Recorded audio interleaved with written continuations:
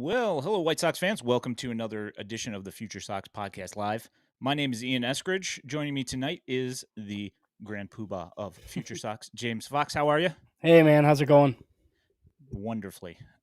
So obviously we have dropped our top 30 this week, and also MLB Pipeline dropped their top 30. So there's some good stuff going around prospect wise. But I kind of wanted to start tonight with the major league club with the pitching staff and kind of wanted to go through some ideas with you about what you think's going on up there and what you think we can expect for uh the starting five and I guess the relief corps as well going into the season.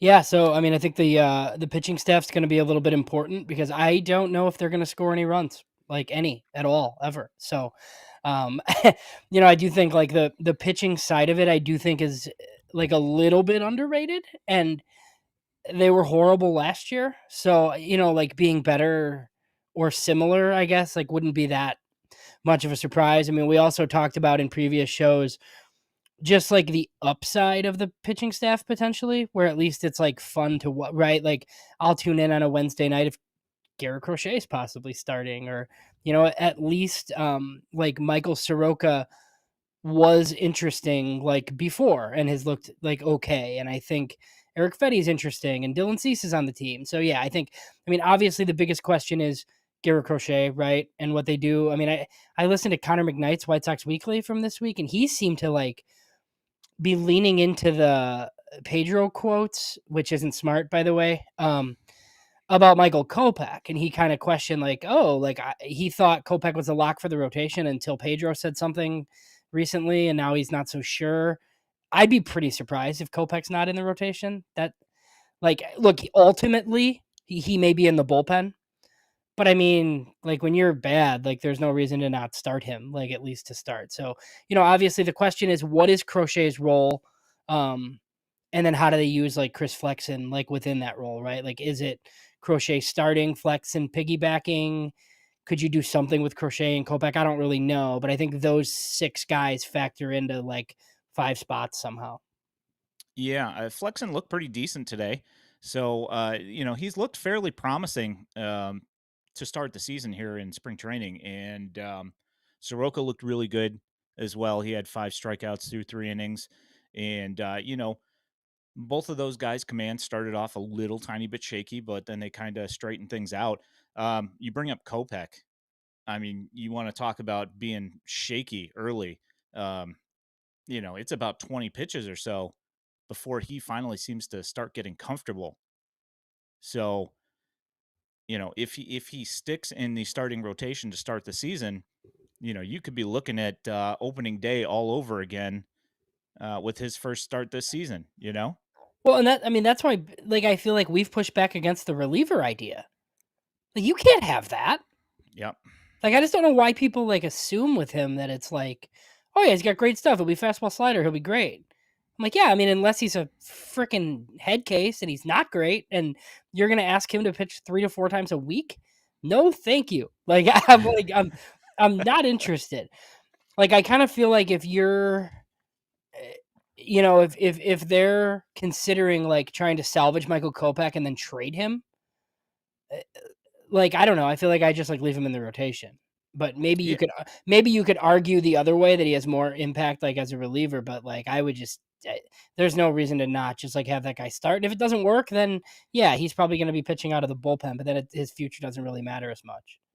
Yeah. And I mean, the thing is that, most of the time when people talk about the fact that, Kopech has previously been good in the bullpen, well, that was also a few years ago. So, who knows if he's in the same mental state now and it's just that who knows that he's going to return to that form coming out of the bullpen and just being this, you know, impact force out of the bullpen in 2024. I who knows. Right.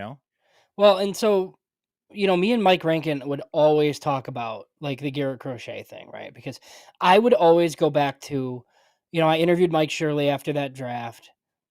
He swore up and down that he was a starter and that he thought he was a starter and the staff thought he was a starter. And then obviously, we don't need to rehash like what happened with him. And I've kind of always said, like, look, I would give him the opportunity to start, but at that time, like, I kind of thought the White Sox were a contender. So I'm like, well, it's not going to happen here. Like, the only way you could do it here would be him going down to the minors and starting, right? And you see what happens. I said, yeah, maybe on like an Oakland or somebody, like he could go. Well, on this White Sox team, I mean, they might be able to do it, right? So I don't really know like the best way to do this, but I hope they do it. Like if they just say like, "Oh yeah, he's going to Charlotte" or whatever, like okay, that's fine. But if they want to try it, the only thing that's an issue, they can't go to a six man because of Dylan Cease. So, it would involve maybe skipping him a bunch or piggybacking him somehow.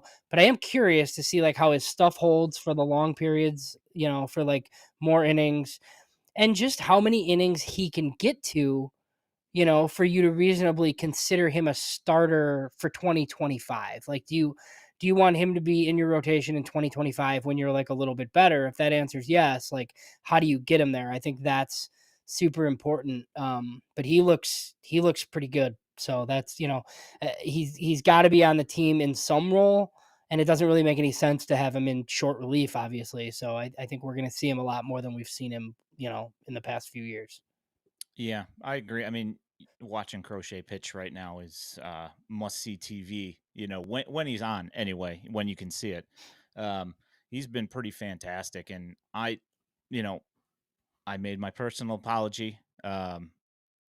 I didn't expect this at all, but then again, I didn't know that the velocity was reaching the where it is right now. So um, just really exciting stuff. Finally, there's something that's kind of like created a buzz with the actual MLB ball club, which this has been a rough thing. And you talk about listening to Pedro quotes and saying that they're not smart. Are you saying that they're not smart as in the quotes are themselves dumb, or that the information is them in them is dumb? Because I kind of would lean both ways that I they're just, both. is he making the decisions? I just don't know. Like, God, I hope not. Right? I just like here's where I am with this, and I don't know if we talked about this. I can't remember if it was off air or on. Like, I really hope that this is what I think it is, and it's not like they think this is the long term manager. I'm hoping that they know they're bad. It's fine. They're just going with this guy, and then Chris Getz is going to hire his manager like after the season.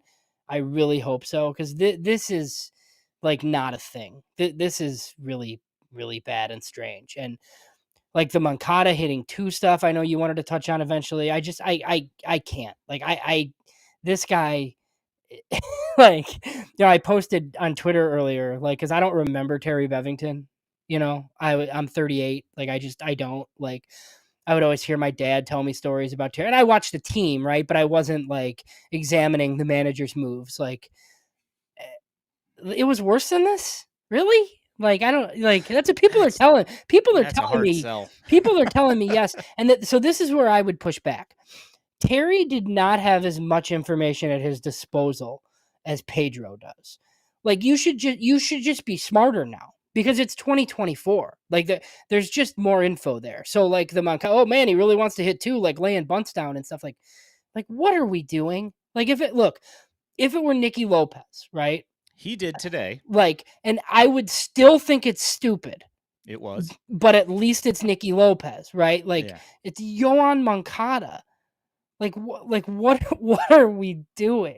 Like This is what's it on doesn't the make any home sense. page. This is what the story after the game. Moncada refining bunting skills, flex and solid. The quote from Pedro is, "When was the last time you saw that?" White Sox manager Pedro Grifol asked of Moncada's bunt. I mean, yeah, never, because you don't have your number two hitter, who's one of the best hitters on your team, do that. And regarding the Nicky Lopez one today, you had a leadoff double followed up by a single. So you had guys on, or you had two guys on, and you have Nicky Lopez bunt to move the two guys over to second and third, and then you get two strikeouts in a row. I mean, well, like if the guy shows you that he can't get an out, why are you bunting? Yeah. And I don't, and people will say, "Oh, well, it's spring training. This is the time to work out things like that. No, it's not. I don't want to reinforce stupid in spring training when it's not something that I should be doing when it's something that I shouldn't be doing in the regular season. So yeah, that the whole Yeah. bunting thing. I'm so jealous of having Craig Counsell as your manager. Like, just like if you're a Cubs fan right now, like some of the quotes that he said, where he doesn't bunt, like it's not a thing. They don't do it. He likes homers, Ian. That's what he said. He likes when balls go over the fence. I like that too. I think it's a pretty fun way to play. Like it's like very, very helpful. But so like one of the other things, and this is happening with him, like one of my pet peeves has always been like stud prospect comes up from the minors. Manager asks him to like bunt a guy over, get a bunt down, right? And then fans and media are like, oh, he doesn't know how to play fundamental baseball. It's like, no, that guy's been a number 4 hitter for his entire life. Nobody's ever been dumb enough to ask him to bunt a guy over. And that's like what this is. It doesn't make any sense. Like Yeah. I think we got a lot to get into. I don't want to do Pedro the whole time. I can't. No. I just, No, absolutely not. and what it is, look, I don't know how many like what is up to him, right? Like if he decides that he wants Danny Mendick on this team and they're not planning on creating another 40-man spot, right? Like how much pull does he have? I don't know. Like I think we'll find that out as the weeks go by here. But you were talking about the starting rotation. My question for you, and I didn't prep you on this, so sorry, but out of this bullpen mix of all these dudes, right? Bunch of dudes on the 40-man, a bunch of dudes on the NRIs. Who do you think is like guaranteed, like off the top of your head? How many of these guys are definitely on this team to start the year? Because I think there's some that we're going to see. We're going to see a lot of Leisure. We're going to see a lot of Baroa. I'm not sure we see him immediately.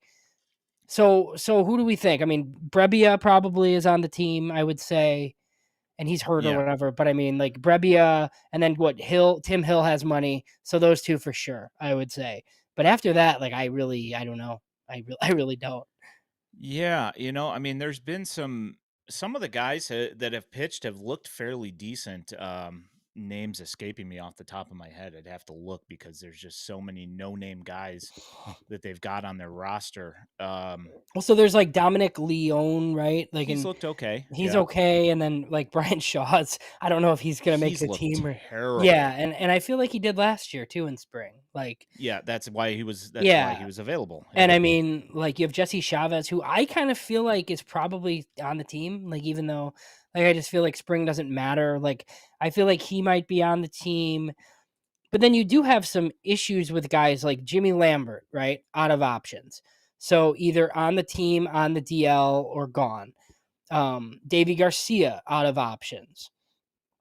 And then, like Alex Spees has an option, so he could theoretically go down, um, with Leisure and some others, right?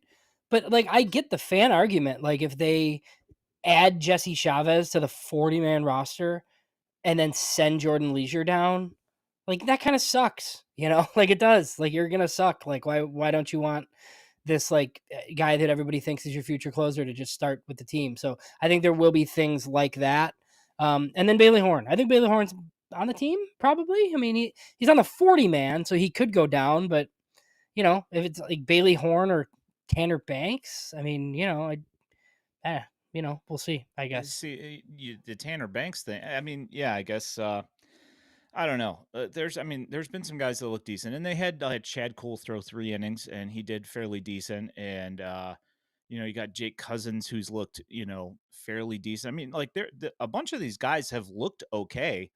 But the thing is that you got a guy who's thrown 55 pitches uh in the Cactus League in Jordan Leisure, and the guy doesn't give up any runs, no hits, hardly ever.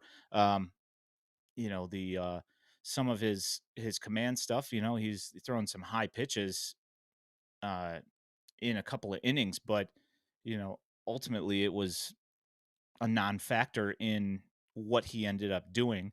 He still ended up throwing a scoreless inning, every time pretty much. So I mean, it's like, I don't the whole thing, and also the thing that I think that you have to factor in is the Brian Bannister thing. Because when you look at somebody like Tim Hill, yeah, they did give him some money, but he's also, Brian Bannister says that he likes different looks. Tim Hill has a different look, so I mean, that's probably something that's going to factor in as well. So I don't know. There's it, I've been asked this question a couple of times is, like, what is who's going to make the roster? And I just keep on saying, there's so many wild cards and so many people making decisions that probably have a different idea of things than I do. Ultimately when it comes down to it. So I don't really know who's going to end up in the bullpen for sure. Yeah. So Well, and I kind of feel like if Corey Knebel was healthy, he's on the team. I think that was part of the plan. So that's fine. Like if he's not healthy, like he'll just rehab in Arizona and then they'll have to add him when he's, like when he's healthy, they'll save a spot with Shane Drowan. Obviously, will go down for a while. I believe like Davis Martin hasn't been 60-day DL'd yet, so that's possible. So, I'm sure they'll put Drohan and him on the 60-day. That'll clear up 2 spots. You can get a spot with Peyton Burdick here at some point. So yeah, I mean, who knows? And then I guess just like the other thing before we move on to top 30s or whatever else you want to do, like the 2 spots that seem up for grabs, right? Like I feel like Pilar's on the team and the backup catcher is definitely on the team. So is there a battle between Gavin Sheets and Mike Moustakas, who's been horrendous? that's the Um, thing. Yeah. and Who then knows? between Danny Mendick and a whole host of other guys. Obviously not Jose Rodriguez because he's already down. So is that Danny Mendick, Lenine Sosa, and Shoemake. Braden Shoemake? Yeah, Yeah. like I don't know. So it seems like though that's what the 2 spots come down to though, would be that. And obviously Moustakas, Pilar, and Mendick would all need to be added to the 40 man. Yeah. And then at that point, who are you going to end up taking off and who you willing to lose, which is going to be real interesting because I think that there's going to be I mean, there will be a couple of guys that you can bump off, that nobody's probably going to claim if they even decide to keep a Tuki Toussaint, you know? Well, and So, he's out of options too. yep. So that decision's easy. So him, I would say like Davy Garcia is a guy that I would like to keep if they could, but I mean Yeah. he's out of options. Lambert's out of options. You would think Lambert has trade value if he doesn't make the team. And then like I just said, there's a couple of guys that can go to the 60. Peyton Burdick seems expendable, but after that, like I do think it gets questionable as to who you would remove because even for like all of Lenine Sosa's shortcomings, like I mean, I don't really want to lose that guy for nothing. So, Nope. you know I what I agree. mean? So we'll kind of see how it's going. How is the spring been for you so far? Who is Juki Hollick? Juki? Yeah. Who do they what team do they like? He's a Royals guy. Oh, okay. Yeah. So, I mean, looking at the record, you can tell how how things have been Yeah, so far. But I mean, it's not very good. yeah, I mean, there's been some productive stuff, but um, Yes. you know, for the most part, yeah, Yeah, he's the Royals spent some money for sure. I just it the problem is it's just like not enough money, especially when yeah, like your farm system's like somehow not good. I don't know, but yeah, the ballpark yeah, the design for the new ballpark looks good. it does. It looks really Yeah. nice. So one thing I wanted to move to before we hop into the top 30 is that we have one of our guys, Elijah Evans, down in Arizona, and if you did not see on Twitter, he has been posting videos of some of the things that have been going on, some interview stuff that he's been doing down there. And I just wanted to bring up a couple of pitches here that he got of Noah Schultz. So I'm just going to go ahead and bring that video up.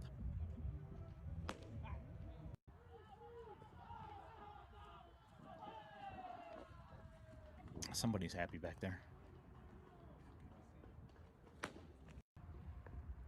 Missing bats. Well, the extension is just absurd on this. Like there's just I don't know how anybody hits this guy. No. Yeah, I think it's just as we've talked in it previously, it's just about getting it, him built up and getting some innings under his belt this year. And I think he's just going to rocket up the top 100 if he gets some innings under his belt, and should make some serious headway in the in the levels down in the minors as well. So, all right. Well, So we kind of talked about it, like I think before, and it's just all about innings for him this year. Like, even if he gets hit around or whatever, like that's fine. Like, get to 70 plus innings, so then we can start talking about, you know, his future a little bit. I mean, send him to Winston Salem. Canny doesn't really make any sense, and take the ball every fifth day and essentially go from there. So there were some issues, obviously, with Noah Schultz's um his I guess just his pitching plan a little bit last year. Like, it was his first time really as a professional. He wasn't throwing enough midweek. The White Sox kind of thought, like, once they made this determination, and they thought it was one of the reasons why his like shoulder was barking at him late in the year. He's completely healthy and ready to go, throwing 96 to 99 in bullpens on the backfields right now. So that's we found out Elijah would have the opportunity to go over and see him, and he did that because so that's I don't know if he's pitched in games or how that's looking or whatever, but I'm sure that's coming shortly. yeah. So you want to move to our top 30 here? All right. Well, let me go ahead and bring that up. All right, there is our top 30. I just go ahead and condensed it all into one thing since it's out there for the masses to consume.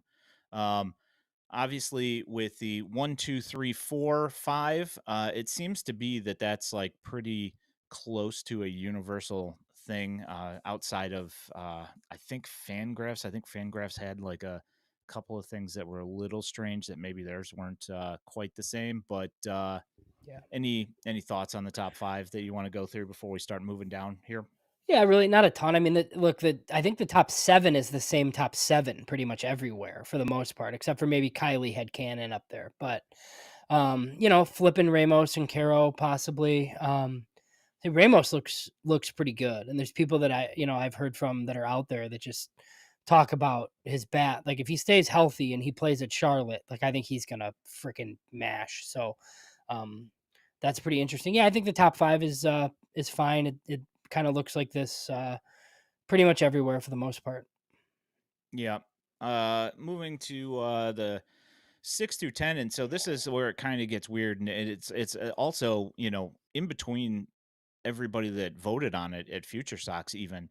Uh, like the 6, 7, 8 area was kind of a weird spot, and with the addition of all the numbers that get us assigned in the point system. It just so happens that Eater's at 6, and then Jacob Gonzalez is at 7.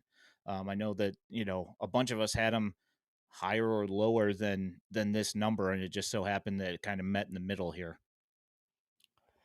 Yeah, and I think, like, it's good to get the positive reports from Jacob Gonzalez. Elijah interviewed him a little bit, and I think he heard Elijah's reaction on draft night because, he doesn't really like doing the interviews. Jacob Gonzalez, I feel like but Oh, yeah, maybe not. Maybe he's just like that and just doesn't really like doing interviews. But yeah, no, it's good. I mean, there's been some footage of him at shortstop, and I think, like, obviously you hear about like the 45 runner thing, but I mean he was Team USA shortstop, so I think he'll stay there for the time being. I think Paulette we were pretty high on compared to like the rest.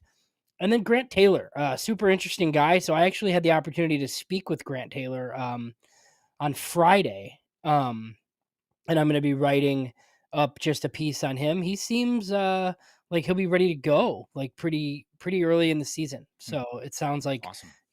he's on like the Peyton Paulette plan. It seems like so he didn't have an affiliate. I don't think he'd tell me if he did, but my guess is he goes to Kannapolis, and it's similar where we're seeing 3 to 4 inning outings. But I would think they'd want to get him some innings similar to how Paulette was last year.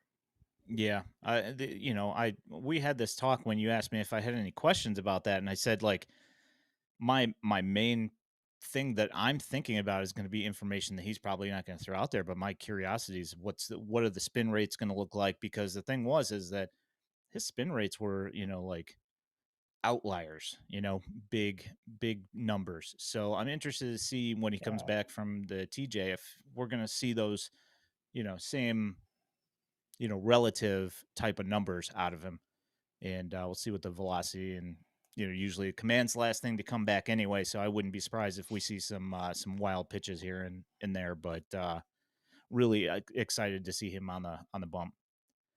Um, so obviously, new addition Dominic Fletcher slots in at 11. Um, and then right behind him, we've got George Wolkow, which Elijah Evans has also posted some video of him. He had a home run in inter squad game the other day, and he's looked pretty good in spring training from the things that I've seen. And then number 13, Jose Rodriguez. He drops 4 spots in this. I had him a little bit higher. I think maybe Jasper Ruse had him up a little bit higher, but everybody else had him kind of a little bit lower than that. Any thoughts on those guys there? Yeah, I mean, Wolkow, of course. I mean, it just looks like the. I was on Sox in the Basement this week, and I said it was like the uh, what did I Joey Gallo toolkit is what it Mm. is. I mean, like it's a ton of strikeouts, man, and a ton of huge raw power. But he's like 18 years old, so like who knows? It could go any direction. I guess he's been playing center field, like on the backfields. He told Elijah, which is interesting. That's fine. There's no reason for him to not play center field until he can, and then you move him to right field, and then if he ends up playing first base, like it is what it is because he's massive. But I think he's a 2-year rookie ball guy. I think he starts in rookie ball. I don't even know that he makes it to Canny this year, and I think that's fine if he doesn't. I was a little bit surprised that he's playing in the prospect game, to be honest with you. And I know it's just like a fake game, whatever. But I mean, he's super duper raw and young. So, um, but I think he definitely belongs kind of where we have him. And then one of the more underrated players in the system, Tanner McDougal. I'm expecting just a kind of a big year out of him. My guess is Winston for him to start probably, but again, it's just another guy with really good stuff who needs innings. He's got to get up over like 100 innings this year. And then I think he could really climb on this list potentially.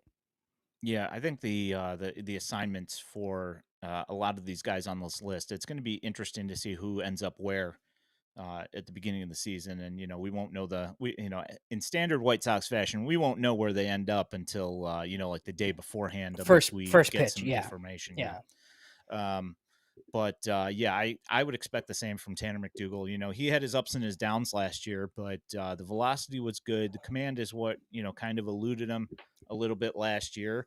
But then in his last start of the season, he goes out there and I think it was something like five innings and no hit pitching. So the stuff's definitely the stuff's in the tank. We just need to see it more consistently and avoid those blow up innings.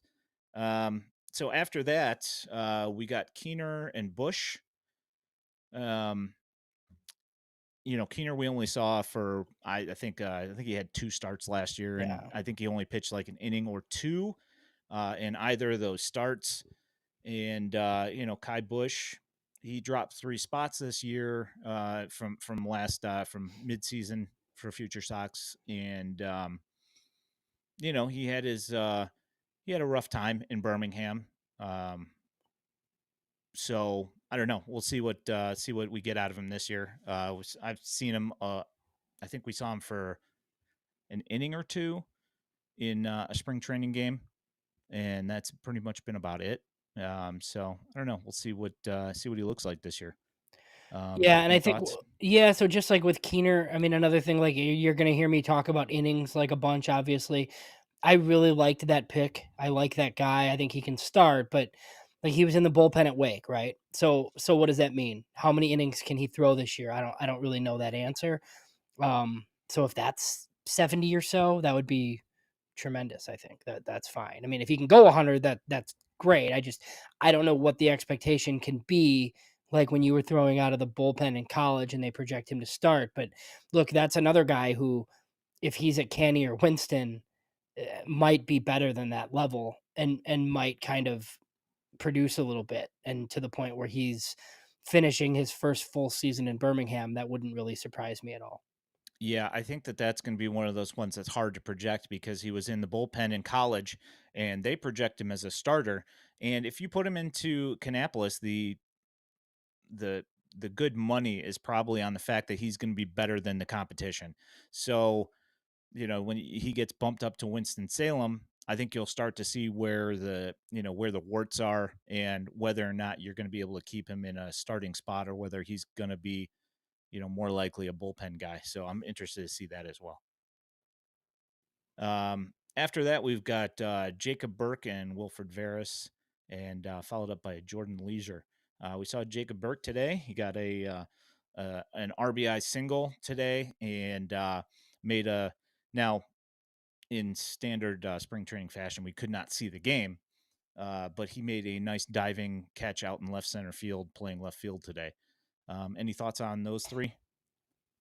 Yeah, I mean, Jacob Burke plays like his hair's on fire, and look, I think he's probably a fourth outfielder, but I think he's a big leaguer. I think he's fun. I think he'll be in Birmingham. I think like Birmingham's going to be interesting because it's guys that we've kind of talked about here. Like Burke will be there. I think Varys will be there. Varys is obviously some positional questions with him, but he can hit. Um, and he's hit in Double A so far. And then a guy further down the list that we'll get to in a minute, Terrell Tatum. I feel like all those guys are probably in Double A on a super interesting White Sox affiliate club. So yeah, those guys are interesting. Jordan Leisure, we talked about a bit. I mean, I think he'll be in the big leagues for most of the year. I think that's a great second piece in the trade that they made at last year's trade deadline, regardless of who made those ones. I mean, you're getting rid of two guys that you have no use for in Lance Lynn and Joe Kelly, and you bring back Nick Nastrini and Jordan Leisure. I mean, that I didn't know who Jordan Leisure was at the time. Like I had no idea. He's not really a prospect really because he is now, obviously, right? But he wasn't really in that loaded Dodgers system. They got a million guys like him. That's the type of guy that you target and get for sure. And it's like paid off so far. Yeah, the Dodgers are pretty much like them and the Orioles are like the two other systems that I've really paid attention to. So, I had seen a little bit of Leisure, um, but the addition of that curveball has really made him something completely different than what he was when he was with the Dodgers. Um, so we've got new addition Zach DeLoach, who's made his way into some spring training stuff, and high strikeout. A decent amount of walks and he hits home runs, but the average has not been exactly up to snuff there. Ryan Burrows, who's moved up 3 spots in FutureSox, and then you got Perlander Baroa and Javier Mogollon. What kind of you got any thoughts here that stick out? Well, so I will say like other outlets love Ryan Burrows, right? And I know did he play? He didn't play at all in Kannapolis, right? He just went there. No, yeah, ACL, and Yeah. then Yeah. the Dev Okay. squad. So he went there and he was like with Wolkow, like just hanging out and practicing and whatever. So we'll see, right? This is the year where I think you find out if Ryan Burrows is like a prospect or not, right? Like he can play defensively. He was a little bit underwhelming, I think, in Arizona after a big DSL season, which is typical, right? But like backfield looks like guys like Eric Longenhagen when they rank him where they do, like he's got a lot of fans, right? So I think it's interesting that Burrows is up as high as he is everywhere. I think we're kind of low on him compared to like some other places. So I think he's interesting. Terrell Tatum's another like fourth, fifth outfielder type, but I mean I think he's a big leaguer because I think he does things that you do off of like a big league bench, obviously. Baroa, the White Sox are keeping him as a reliever. If Baroa is your eighth inning guy and Leisure's your ninth inning guy, like in June, July, I wouldn't be surprised at all. And then Javier Mogollon, very interesting, right? And this is, I've been covering DSL guys for years now, right? And it's easy to get excited over guys like this and then they get stateside and do nothing, right? So it'll be interesting to see how much it translates. The good thing for him is like he does walk. He led the league in homers. It's loud, like from the plate. I guess is like his exit velocity numbers are like well over 100 in most cases. So this is like a tiny little second baseman that just thumps the ball. And I think the fans in Kannapolis, when he finally gets there, are going to love him. But I think he's another guy like Wolkow, where the Arizona League season starting early will be good for him. Those two guys, and like, Abraham Nunez obviously isn't on this list, but he's another guy that's interesting. So they'll be in Arizona to start. Those are some guys to keep an eye on. Yeah, Andy Barquette sent me some video of him that I posted last year, and there is, there's definitely loud contact. He's interesting. I'm looking forward to seeing him actually get out and be somewhere where we can, where he can be seen. As far as Mogollon goes, Terrell Tatum, like I don't feel like he necessarily did anything wrong to drop 8 spots in the rankings here. I just think that like the second half in Birmingham probably dropped him down a little bit, just with the not enough impact in the baseball. But I mean, the guy walked 100 times last year, and maintained a really nice OBP, and did have a little bit of power, and he played stellar defense. So he's one of those guys that I've been kind of banging the drum on for a while. I think that there needs to be hopefully we see a bump in bat to ball, and he definitely at least should be, somewhat in a conversation for a fourth outfielder. So um, so then the bottom spaces here, we got Sean Burke, who we have not seen in quite a while. New international signing Eduardo Herrera, Juan Corella from the Yankees trade, Keenan Middleton, and Mason Adams, who played in 3 levels last year. You got Matthias Lacombe and Aldrin Batista. So we got thoughts on those guys? Yeah, so we went pretty young here down at the bottom, obviously. I mean, Corella was interesting. He was good when they got him, like from the Yankees in midseason last year. Aldrin Batista, similar from the Dodgers, right? I think he led the Arizona League in Ks before he came over.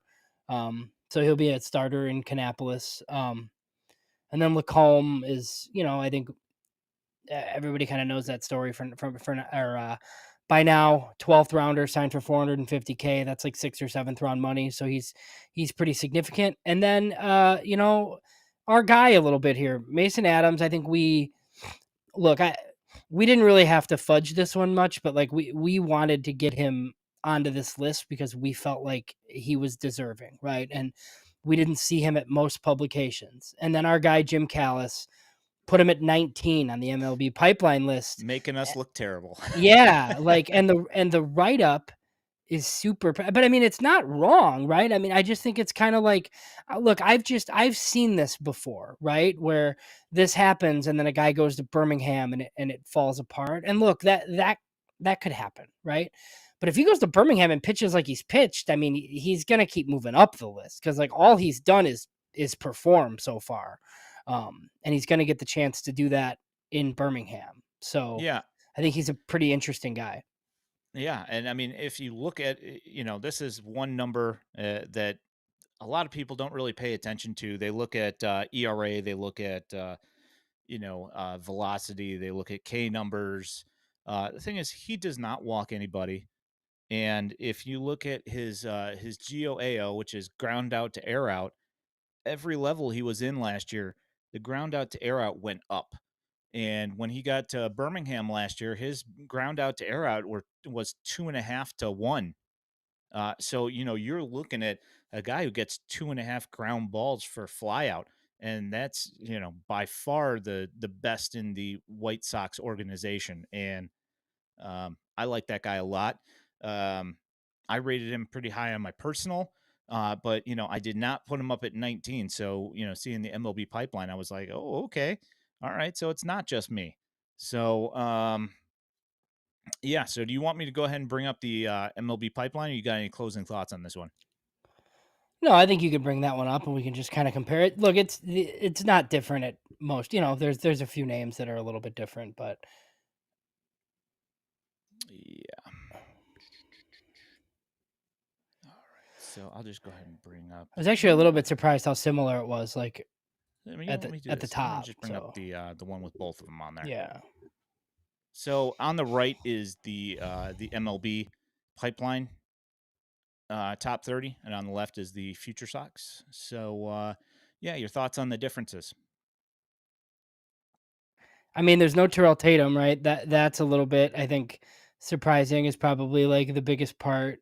They included Alex Spees and we didn't, which that's fine. Brooks Baldwin is a guy who I included on my list. And he didn't have enough votes on ours, and I kind of stuck to the process, right? But look, I think if he's on at midseason, it wouldn't be that big of a surprise. I mean, Brooks Baldwin plays everywhere. I didn't know he was as good offensively as he was last year. I think he's right. He should be right in this top 30 mix. And we, you know, left him off because we have a process with 5 people and it is what it is. Right. But Jim Callis took him and put him right in there, which I think is good. Like, I think the kid deserves it. Yep. They have Tanner McDougal up around where we do, which is the one where I didn't really know.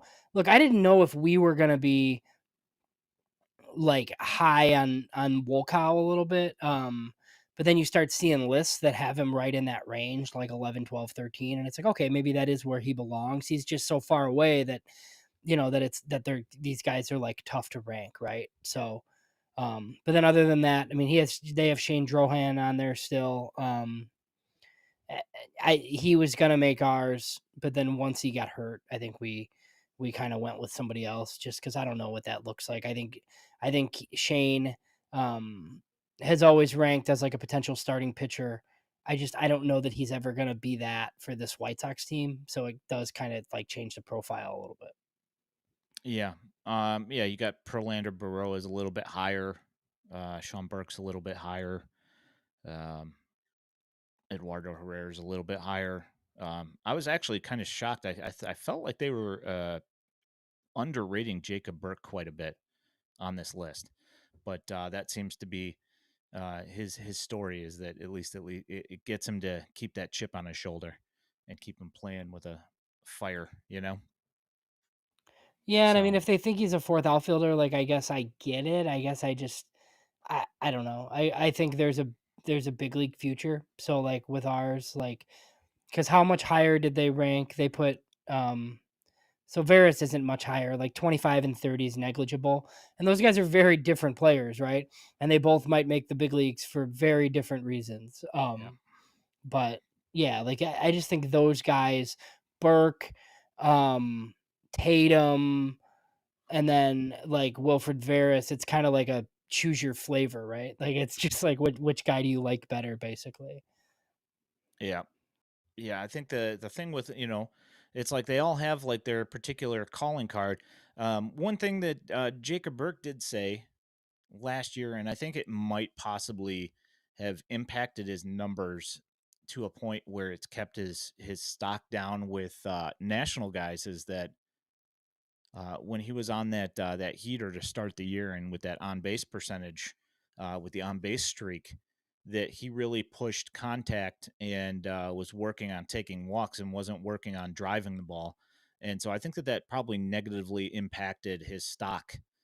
People don't think that he does have the power. When if you look, you watched him in the AFL and he had, I don't know, in like 20 games or so, he had as many home runs as he did for like the first 2/3 of his playing season last year. So I don't think that it's necessarily, I think that that's kind of one of those that's going to kind of climb a little bit as we go along here. Yeah, agreed. And look, I've always kind of like I've preferred the lower average hit for more power kind of profile with most guys. I don't know that that necessarily makes sense for him. But I mean, I think he'll kind of fall into it. I mean, he's a good enough defender, right? So that's not going to be the issue, and he's kind of fun to watch. So it's an 11th round overslot guy. I think the White Sox have been doing okay, like in this area. You have him and um, and Brooks Baldwin, who are your 11th and 12th rounders, and then Mason Adams went right behind him. So these last two draft classes, some interesting names like on day 3.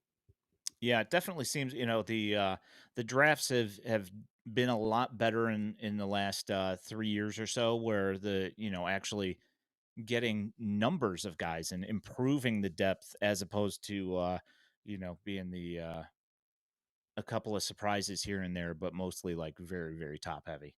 So, you got anything else this week that you had on your list? In my notebook. Yeah. So, something I missed after the first couple of international signings, Marco Patti talked to the media. And I went back and listened to it. It's pretty typical at the beginning. Like the media is asking questions about Eduardo Herrera, and he kind of said big power, liked how he looked in tournaments here and like in the Dominican, like had no issues with signing him, whatever.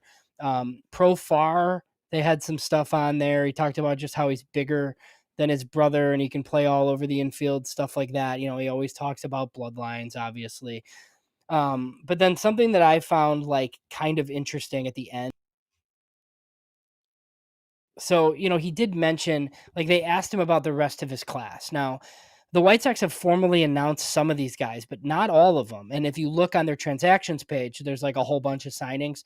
So there's like 15 or 16 players. So I went back in and kind of said, "Oh, did he really mention any of these guys?" So Yeah. like the easiest way to do this, like Eduardo Herrera got his 1.8 million, and then the guys that were announced with him, Georgic Profar got 600K, Jesus Primoli is listed as a third baseman now too. So that was a catcher before from Venezuela, 550K.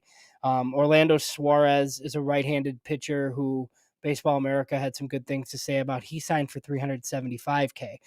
And then Francis Romero announced Christian Gonzalez is a left-handed hitting outfielder from Venezuela for 550K. So, like Patty does mention him on the call, said that he's a left-handed hitter who can really run and play center field. So that's just like a small note there, obviously. And then I don't have any bonus amounts for like any of these other guys, but he mentioned Yoiker Fajardo, who's a right-handed pitcher from Venezuela, just talked about how he's polished with spin. There's an Alvaro Rios, who's a catcher from Panama. He said he reminded him of Benito Santiago, which Benito yes, when Santiago. There's a name. I like when we get like these comps of like big leaguers. That's always interesting to me. He said he thought it was like 15 or 16 players. I have 16 names written down that are like on their transactions tracker.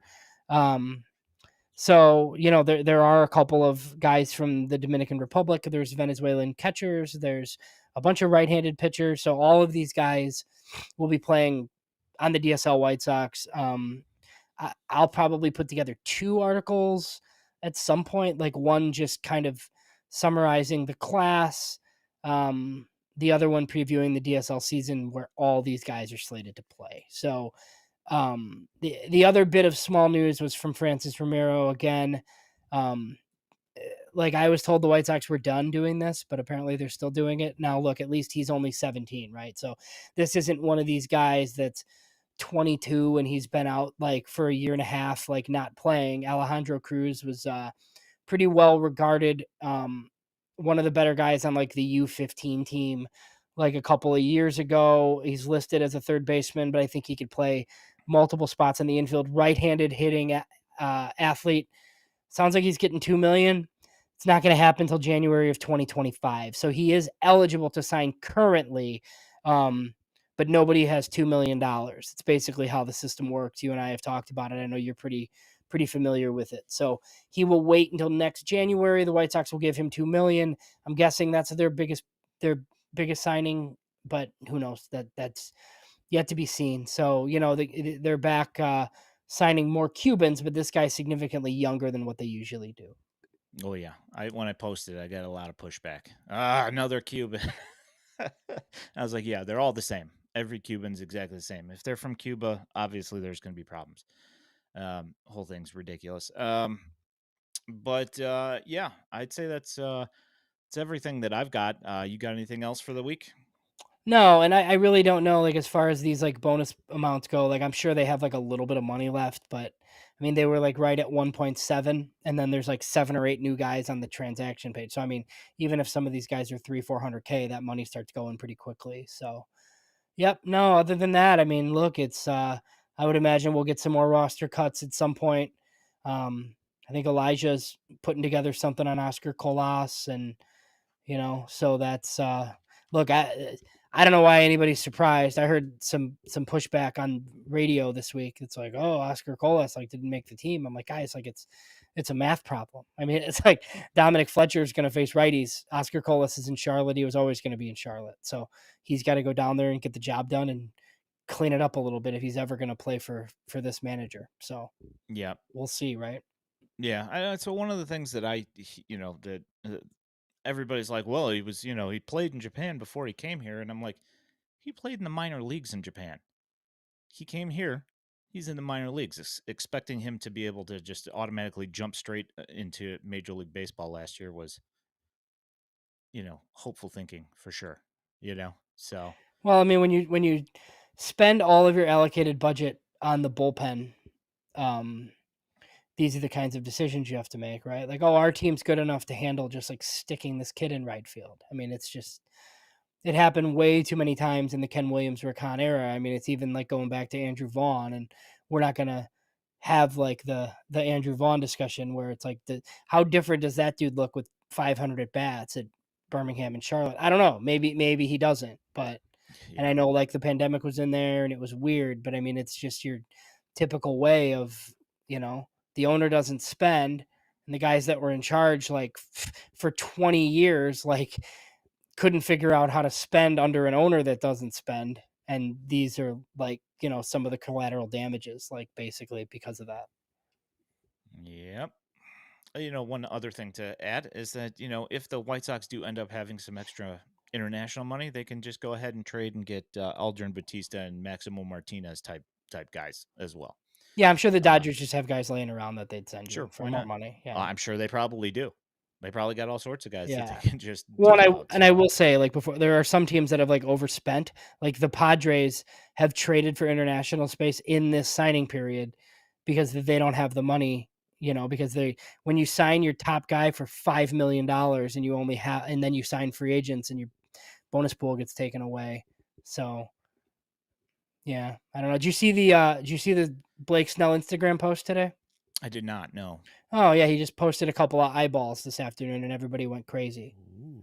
Yeah, and then you search Twitter and everybody seems to think it's going to be the Angels. If it is the Angels, the White Hmm. Sox draft pick moves from number 68 to 67. So I hope it's the Angels. That would be cool. Yeah, as long as he signs to somebody else other than the Padres, I'm good. I mean, essentially, that's all that matters to me because I don't think anybody in this division is going to sign him. I don't think we have to worry about that. Now, the only other issue for the White Sox, and it's not really an issue, and it's not the end of the world, is if the Giants signed him, um, they'd only have to like give up their third this time, so the Sox pick wouldn't move up any further. But Yeah, because they've already yeah, given away they've theirs. already forfeited that pick. So Yeah, you need him to go to a team that's forfeiting their second round pick. That would be cool. yeah, fair enough. You good? All good, man. I'm gonna go catch up on the Oscars. Oh, all right. Well, I'm not. I don't watch that thing at all. I can't ever. I can't. It's just like it's just a little too uppity for me, I guess. Oh no, I get that part. I've seen a lot of the movies though, so that's why Yeah, I'll fast forward through it. yeah. Yeah, that's probably the best way to do it, probably.